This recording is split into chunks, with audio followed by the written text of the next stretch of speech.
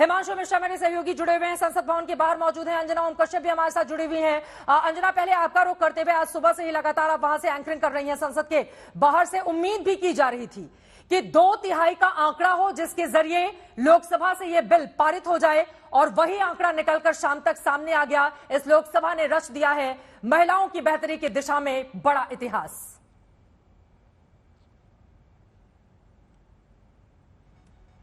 ₹454 vote पक्ष में पड़े हैं, और दिलचस्प ये होगा देखना हिमांशु और चित्रा कि बाकी के जो 2 वोट नहीं वाले पड़े हैं वो किस किस के वोट हैं, क्योंकि याद रखिए महिला आरक्षण से जुड़ा हुआ बिल है। और जब नारी शक्ति वंदन अधिनियम पर बोलने के लिए सोनिया गांधी से लेकर राहुल गांधी, कनिमोझी से लेकर सुप्रिया सुले, जितने भी नेता उठे, ललन सिंह, सबने एक सुर में कहा कि हम इस नारी शक्ति वंदन अधिनियम के पक्ष में हैं, लेकिन अपनी अपनी बातें उन्होंने कही है।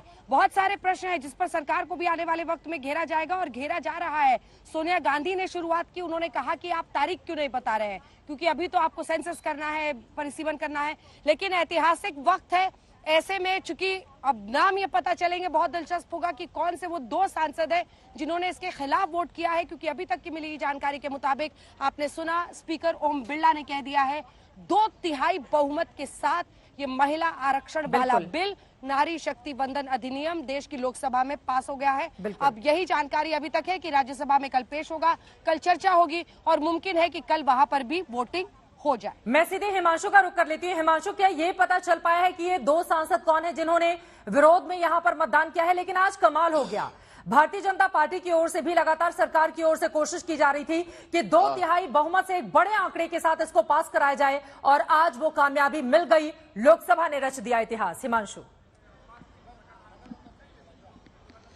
देखिए बिल्कुल चित्रा, मुझे लगता है कि अभी बिल पूरी तरीके से जो है वो पास नहीं हुआ है। अमेंडमेंट्स जो थे, जो मूव किए गए ओवैसी के या अन्य उनपे, उनको लेकर जो है वो वोटिंग हुई है। अभी पूरे तरीके से जो है वो बिल को पास नहीं किया गया है, और मुझे लगता है जब वोटिंग कंप्लीट हो जाएगी तब पता चलेगा कि वो कौन लोग हैं 2 जिन्होंने अभी इस महिला आरक्षण बिल यानी नारी शक्ति वंदन अधिनियम के खिलाफ जो है वो वोट किया है। ये थोड़ी देर में क्लियर हो जाएगा, लेकिन इतना जरूर है अभी मेरे को लगता है कि बिल को पास करने का जो अंतिम प्रोसेस है वो पूरा होगा। अभी अमेंडमेंट्स को लेकर जो सांसदों की तरफ से मूव किया गया है उसको लेकर होनी नहीं चाहिए, क्योंकि जब लोकसभा स्पीकर की ओर से इस आंकड़े का ऐलान किया गया, सभी के चेहरे वहां पर खिले हुए थे। तो अब इसके लिए अब बस वो औपचारिकताएं जिसको कहा जाता है वही बाकी रह गई हैं। हिमांशु, देखिए बिल्कुल औपचारिकताएं जो है वो चित्र वो बाकी रह गई हैं, और मुझे लगता है कि इसमें सुधार हो सकता है, क्योंकि अभी कुछ नंबर्स जो है फाइनली टैली भी आती है, कई बार कुछ गड़बड़ हो जाती हैं। अगर इलेक्ट्रॉनिक वोटिंग मशीन के थ्रू हो या स्लिप में, तो कुछ चीजें जो है थोड़ी देर में जो है क्लियर होती है। मुझे लगता है वो थोड़ी देर में साफ हो जाएगा किन 2 लोगों ने जो है वो विरोध में वोट किया है। लेकिन इतना जरूर है कि 2/3 मेजोरिटी चाहिए थी सदन की। अगर कोई नॉर्मल बिल आपको पास करना होता है, कॉन्स्टिट्यूशन अमेंडमेंट में यही एक चीज जो है सबसे खास होती है कि सदन की जो संख्या है उसका 2/3 चाहिए होता है। नॉर्मल बिल को अगर आपको पास करना है तो सदन के अंदर 50% से ज्यादा सदस्य जो है वो मौजूद होने चाहिए, और उसका 2/3 जो है वो उससे बिल पास होना चाहिए। लेकिन क्योंकि कॉन्स्टिट्यूशन अमेंडमेंट है और इसके लिए 2/3 की संख्या जरूरी थी, कांग्रेस के साथ साथ अन्य विपक्षी दलों ने भी जो है सरकार का साथ दिया, और सबने विरोध जताया, कुछ सवाल खड़े किए, लेकिन सरकार के साथ इस बिल पर खड़े नजर आए, वोट जरूर दिया। इसके पीछे की बड़ी वजह भी है। जल्दी से एक आंकड़ा मैं अपने दर्शकों को बता देती हूँ, उसके बाद मैं आपके पास आती हूँ। महिला वोटर्स की जो तादाद बढ़ी है 2014-2019 में, आप सोचिए 14 के मुकाबले 19 में बीजेपी को ज्यादा वोट पड़े हैं। 19 से लेकर 22 तक की अगर मैं बात करूं, साल 2022 तक की, तो जो महिला वोटर्स हैं उनकी संख्या में भी इजाफा हुआ है, और महिला वोटर्स अब ये तय करने लगी हैं कि देश की कुर्सी पर कौन बैठेगा। यही कारण है कि 2010 में आप सोचिए जिन महिला वोटरों को लेकर इतनी ज्यादा उहापोह की स्थिति देखने को मिली थी, पर्चियां फाड़ दी जाती थी, वहां पर हंगामा किया जाता था, लेकिन आज वैसी स्थिति नहीं दिखाई दी। शांति से मतदान हुआ, सभी ने यहां पर पक्ष विपक्ष में मतदान किया। विपक्ष में 2 लोग खड़े हुए नजर आए, जबकि आपने देखा कि किस तरह से 454 के साथ यहां पर पक्ष में मतदान हुआ है। तो यह बढ़ती ताकत ही है अंजना महिला वोटर्स की, जिसने तमाम दलों को आज इस तरह से इस रुख पर लाने को मजबूर किया है।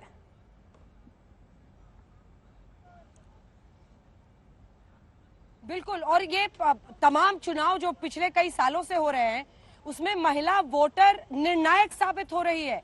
जिधर ज्यादा महिलाओं का वोट प्रतिशत है वही पार्टी सत्ता में काबिज हो रही है, जिसको एक साइलेंट रेवोल्यूशन कहा जा सकता है। एक शांति के साथ रची हुई ऐसी क्रांति, सिर्फ अपने वोट के आधार पर इतना बड़ा इनकलाब कि ऐसे वक्त पर अब महिलाओं के, आप सोचिए, कल्पना कीजिए, संविधान सभा से चर्चा की शुरुआत हुई महिलाओं के आरक्षण पर, वो चलती रही, कुछ नहीं हुआ वहां।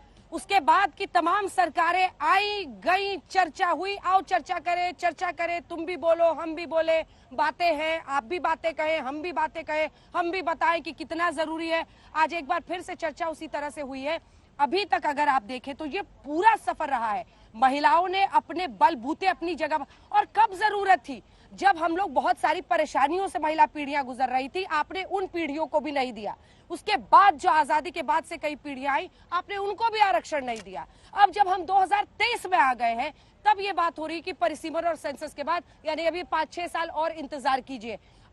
इस बीच तमाम महिलाएं अपने अपने तरीके से संघर्ष कर रही हैं, अपने हिस्से का आसमान छीन कर ले रही हैं, वो अपने काम कर रही हैं। लेकिन ये भी इस देश की सच्चाई है कि अनेकों जगहों पर मौकों की कमी उनके सामने होती है, साधनों की कमी होती है, और आप अभी तक चर्चा ही कर रहे हैं, बातें ही कर रहे हैं। एक बार फिर से आज देश की संसद बैठी, फिर से लोकसभा में चर्चा हुई, फिर से बताया गया महिला आरक्षण कितना बड़ा है, फिर से वोटिंग हो रही है, लेकिन इंतजार अभी भी है। सच्चाई ये है धरातल पर कि सेंसस और परिसीमन की फांस है, जिसकी वजह से ये होगा। और ओबीसी का कार्ड देखिए, इस मौके को कैसे ओबीसी का कार्ड, जब 2010 में यूपीए यही बिल लेकर आई थी तब उन्होंने एससी एसटी को शामिल किया था, क्योंकि अभी तक चुनावों के जो प्रावधान है उनके मुताबिक आप सिर्फ एससी एसटी की रिजर्व सीट्स होती हैं, ओबीसी के लिए प्रावधान है नहीं। उन्होंने भी नहीं किया ऐसा कोई अमेंडमेंट जिससे ओबीसी के लिए प्रावधान बने, वो भी बिल लाए। और जब समाजवादी पार्टी, आरजेडी जैसी जो क्षेत्रीय दलों का दबाव रहा, आपने सरकार बचाने के लिए उसको वापस खींच लिया लोकसभा में। दूसरी तरफ अब जब बीजेपी उसको लेकर आ रही है तो फिर ओबीसी कार्ड खेला जा रहा है। आज देश के 90 सेक्रेटरीज में से सिर्फ 3 ओबीसी के हैं, ये गिना रहे थे राहुल गांधी। इधर से अमित शाह ने भी अपना कार्ड खेला, कहा कि हमारे तो 85 सांसद ओबीसी हैं, 29 मंत्री ओबीसी हैं, आप आइए और मैदान में आकर हमें गिनाइए। तो कोटा विद इन कोटा, और उसका काटा अटका दो, इसी की शिकार महिला आरक्षण बिल होती रही है। ओबीसी आरक्षण हो, इसी मुद्दे की मांग पर ये अटकती रही, और वही मुद्दा एक बार फिर से हावी हो रहा है। यहाँ पर दर्शकों की जानकारी के लिए ये बताना जरूरी है, मैं चाहूंगी कि एक बार हम तस्वीरें भी दिखाते रहें। लोकसभा में आपको बताते चले कि जो औपचारिकता रह जाती है, चूंकि अब पूरी तरह से स्पष्ट हो चुका है, लोकसभा से बिल को पास कराने में 2/3 बहुमत के साथ सरकार को बड़ी कामयाबी हासिल हुई है। लेकिन कुछ बातें यहाँ पर दर्शकों की जानकारी के लिए होना बहुत जरूरी है। 2014 में आपको बताते चले कि 26 करोड़ से ज्यादा महिला वोटर्स ने मतदान किया था, जिनमें 29% भारतीय जनता पार्टी के पक्ष में मतदान किया था। 2029 आते आते यह आंकड़ा और ज्यादा बढ़ जाता है, और 2019 के लोकसभा चुनाव में 29 करोड़ से ज्यादा महिलाओं ने वोट किया था, जिनमें 36% भारतीय जनता पार्टी की थी। तमाम दूसरे दलों की ओर से इस बारे में बाकायदा एनालिसिस किया गया।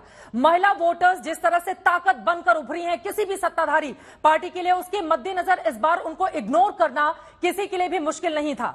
2010 में जरा सोचिए, कांग्रेस पार्टी जब महिला आरक्षण बिल को राज्यसभा के भीतर लेकर आई थी, उस समय तमाम पार्टियों की ओर से, चाहे वो समाजवादी पार्टी के सांसद रहे हो, चाहे आरजेडी के सांसद रहे हो, टीएमसी की ओर से आपको बताते चले वोटिंग में हिस्सा नहीं लिया गया था, बीएसपी ने वॉकआउट कर दिया था, तमाम दूसरे दलों के नेताओं की ओर से भी जोरदार हंगामा किया गया था, डिस्कशन में तमाम व्यवधान पैदा किए गए थे। लेकिन आज ऐसी कोई भी तस्वीर हमें लोकसभा से दिखाई नहीं दी है। और इसी सवाल के साथ हिमांशु, सीधे आपके पास आते हुए, यह महिला वोटर्स की बढ़ती हुई ताकत है जिसके कारण अब सबको भान हो गया है, और यही कारण है कि चुनावों के दौरान भी हम देख रहे हैं महिलाओं को लुभाने के लिए तमाम दलों की ओर से कैसे लुभावने वायदे भी किए जा रहे हैं। और आज उनकी शक्ति को पहचानते हुए विरोध के सुर भी जो 2010 में बहुत ज्यादा मुखर थे, जिसकी वजह से राज्यसभा से तो पास हो गया लेकिन लोकसभा में किस तरह से अटक गया था, आज यहां पर किसी की भी हिम्मत नहीं हुई कि व्यवधान डाला जाए। हिमांशु,